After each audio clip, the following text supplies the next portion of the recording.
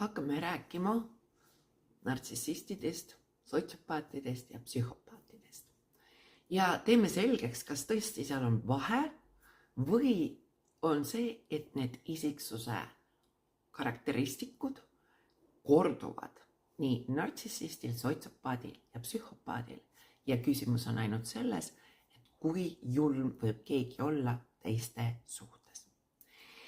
Miks ma selle teema üles võtan, on see, et ma olen 14 aastat andnud loenguid antisotsiaalsest isiksushäirest ja ühtlasi ka kirjutan praegu raamatut nartsissistidest, sotsiopaatidest ja psühhopaatidest ehk siis tumedatest tegelastest meie elus. Ja psühhiaatrilisest vaatenurgast, kui me hakkame vaatama, siis nii sotsiopaadid kui psühhopaadid omavad käitumismustreid, mis on iseloomulikud nartsissismile, histrioonilisele isiksuse häirele, esinevad skisotüüpse ning paranoilise isiksuse häire puhul ja kaasnevad erinevate seksuaalhäiretega. Samuti ka sõltuvus on üks, mis on neile kõigile omane. Ehk siis, kui me üritaksime nüüd tõmmata joone, et võt nartsissist on nüüd kuidagi moodi leebem või kuidagi moodi inimlikum võrreldes psühhopaadiga, siis tegelikult, kui me hakkame süvenema sellesse teemasse, käituvad nad kõik oma kasupüüdlikult. Me teeme seda küll kõik igapäevaselt, aga vahe on selles, et nad ei vali vahendeid.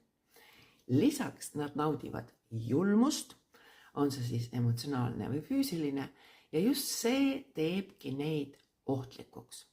Empaatia on neil 0, mis võimaldab neil väga hästi nii-öeldes teisi üle lasta, teisi halvustada teiste ees, seada enda õigused alati ja ikka esikohale, valetada külmavereliselt ja nii edasi.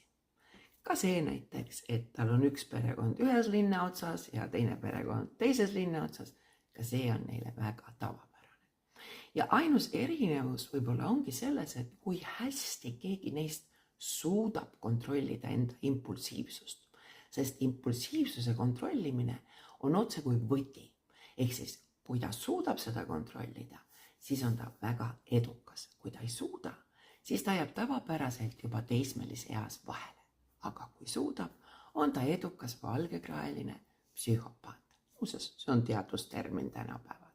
Aga sellest kõigest hakkame rääkima jupi kaupa juba järgmistes videotes, sest teema on väga põhjalik.